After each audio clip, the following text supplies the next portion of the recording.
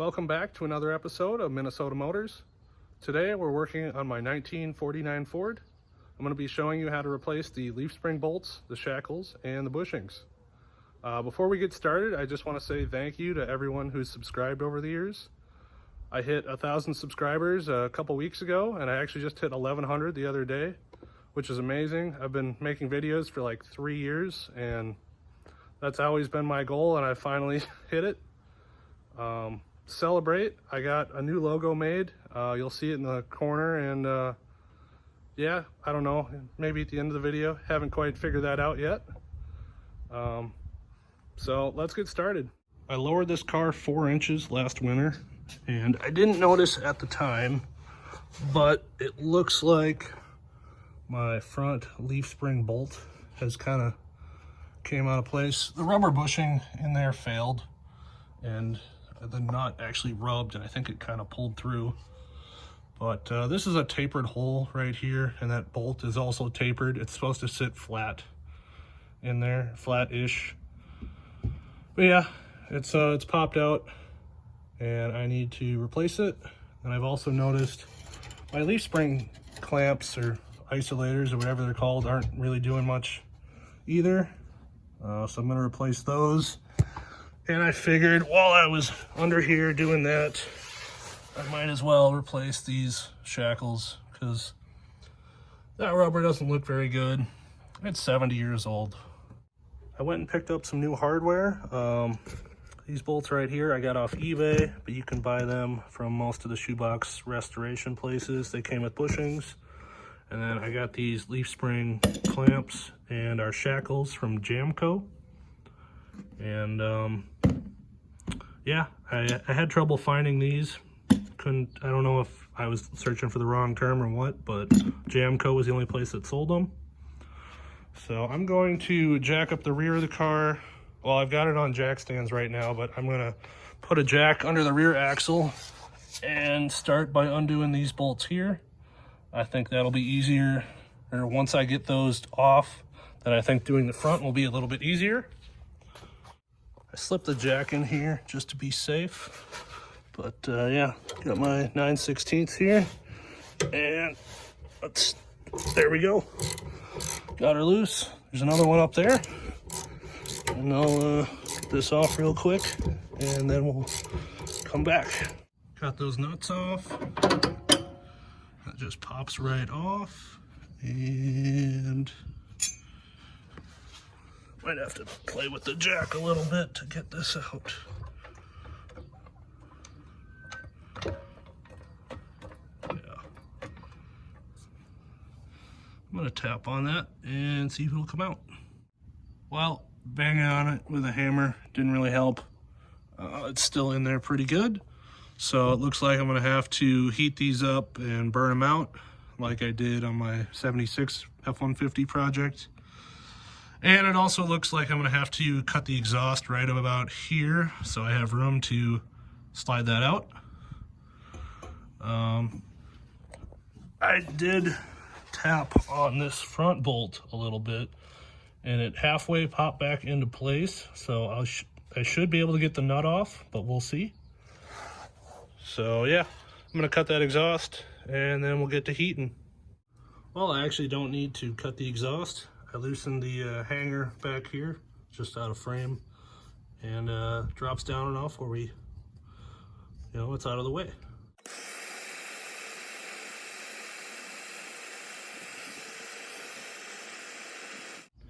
Well, heating it up with a propane torch only did so much. I ended up taking a cordless drill with some short drill bits and just kind of drilling holes.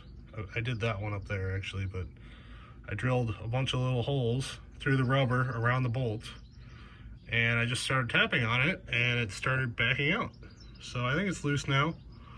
I'm going to put a jack under it. I'm not really sure which way this is going to move. Hopefully it doesn't spring up, but we'll see what happens.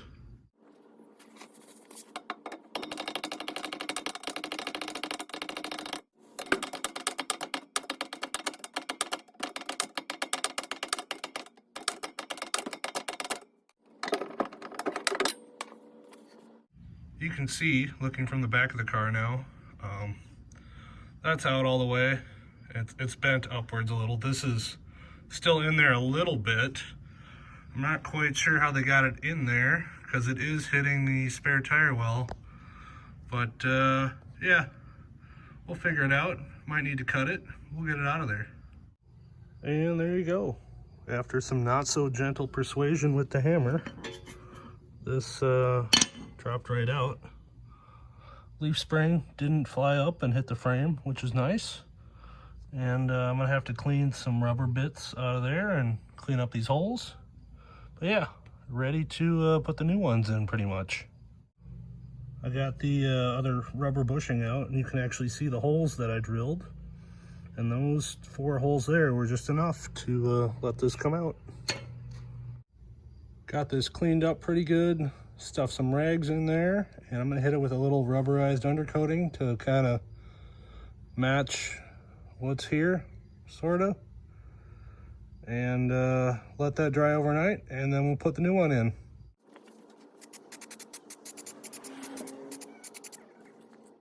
Okay, it's the next day, and that undercoating's dry. Looks pretty nice. Well, nicer. So we're gonna move on to this front bolt here.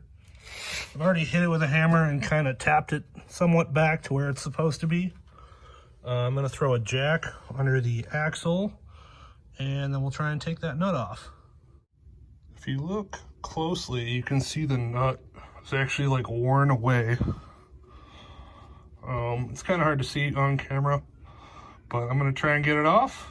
And yeah, also my exhaust is hitting my e-brake cable, and it makes a lot of noise, and it's very annoying while driving, so gotta get that addressed.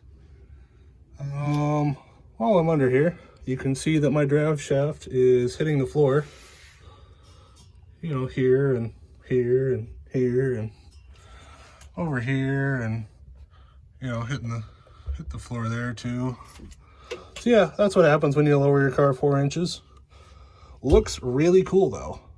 Here's a better shot of that nut that just wore itself away, and you can see it's kind of eating away at the hole in the frame too. But it is paper thin. The camera won't focus. Come on. But yeah, this is really fighting me. Because once you push the bolt, that bolt through the hole, the nut pops out, but then the head of the bolt is spinning and there's nothing to grab onto. So we may need to cut this. I'm going to try and just play with it a little bit more. I've got a line wrench that I'm using. But yeah, we'll see what happens.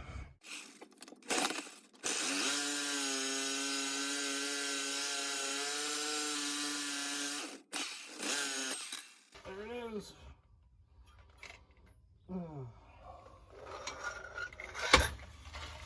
That sucked. I hope you could see that.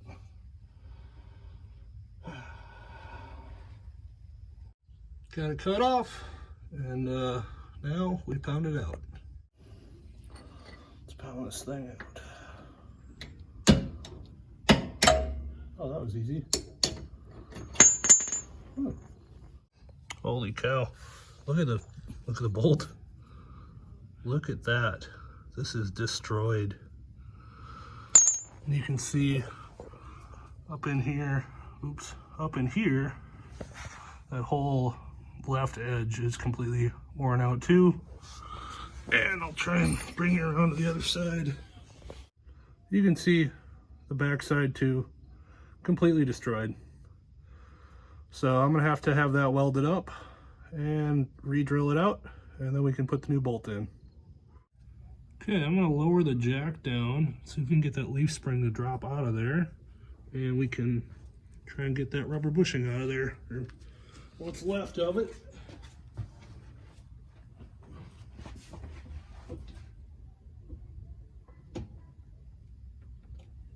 Oh.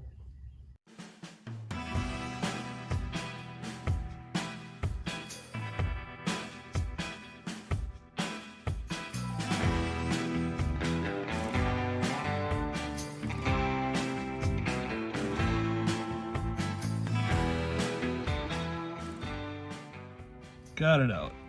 These bushings weren't really doing much. Time for some new ones. My friend Cody is gonna come over tomorrow and we're gonna weld up that area and fix it. So I think I'm gonna go ahead and install these new shackles. It looks like I'm gonna have to install them like this, backwards, because there's not really enough room to sneak it in between the spare tire well here in the frame. The only way I was able to remove those old ones was just because that rubber was so bad. So yeah, I'm gonna slip these up in there, tighten the bolts, and we will work on the other side. We'll put our bushings up in here first.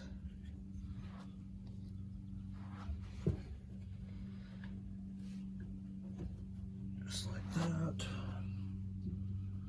And this side.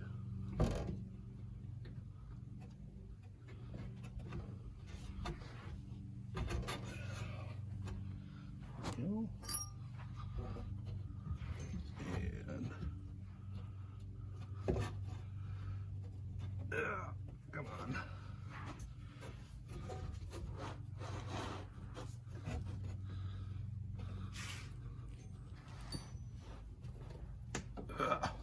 Come on.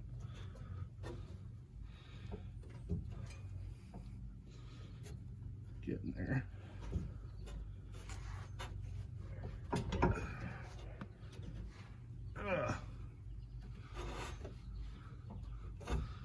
Okay, I think we're good there. Other plate on.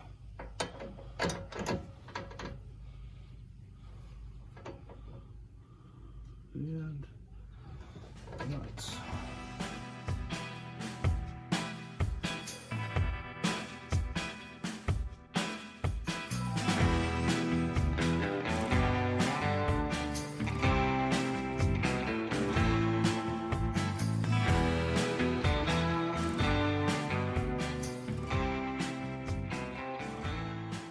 It's pretty much the same story over here on the driver's side, so I'm not going to film it.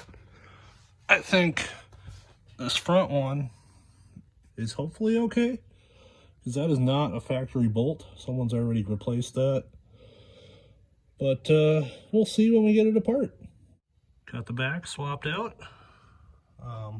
You'll see I actually had to cut that one just to sneak it out of there because the gas tank is in the way. And you can also see the marks on here from my drill bit where I drilled out these bushings. Kind of hard to tell, but yeah, that's looking good. Now onto the front. Okay, I got the front bolt out as well. I actually had to disconnect my shocks, so you can kind of see right here, to get this leaf spring to drop down out of the bracket all the way. On this side, someone had made this little insert that they had kind of pressed in right there, like that, so they could use a normal style bolt, I guess I would call this. It's got a bunch of washers on this end that are, I don't know, welded, or maybe that's part of the head. I don't know. But this bolt is also worn out. And so is this little insert, actually. I'd like to thank Jake from the Dad Mods YouTube channel for pointing out that the new bolt is actually a shoulder bolt. And, well, the shoulder sits up tight against that. So I think I'm less worried about this being, I mean, this side isn't really worn out, but I'm less worried about the other side, about getting it perfect. So I can just put the new bushings in here and then reassemble everything, and it should look like that.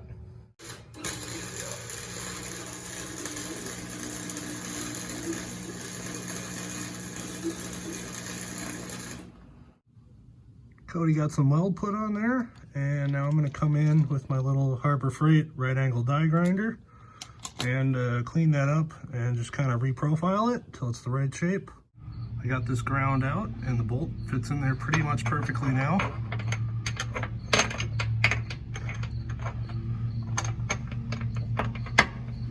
Voila. So I'm gonna hit this with some paint, and then tomorrow we will reassemble. It's the next day, the paint's dry. I put our rubber bushings in the leaf springs, and I'm going to jack up the rear end and get this in position and then install the new bolts. Okay, got those bolts installed. I actually had to disconnect these rear shackles just so I could slide the rear end forward because when I was jacking it up, I just couldn't quite get the holes lined up. So removing those really helped me, and got everything tightened up. There's no torque spec or anything in the shop manual. I also reconnected my shocks, and yeah. And lastly, we're going to be installing these new leaf spring clamps. There doesn't really seem to be any method to it. You just make sure you got the rubber piece on there, put it on, and then just start bending the tabs over and then tap them tight with a hammer. After I tightened up all those leaf spring clamps, I took the car off jack stands, made sure everything was tight, and then went on a test drive. And I've actually put about 50 miles on the car so far. And a lot of the squeaks and rattles are gone, which is really nice. I'm very happy with how this turned out. For anyone who's been following along with the 54 Ford project, I filmed an update for that a little while ago. So here's that. Quick update on the 54. As you can see, we replaced the hood hinges. Found a set on a Facebook group and got them swapped out. Lubed them up real well, and they've been working fine ever since.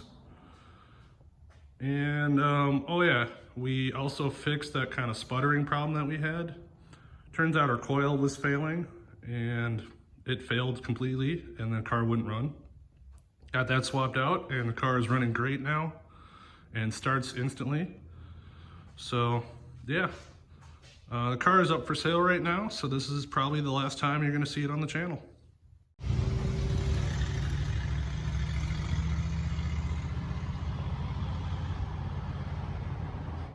So that's going to do it for this project and the 54 Ford project.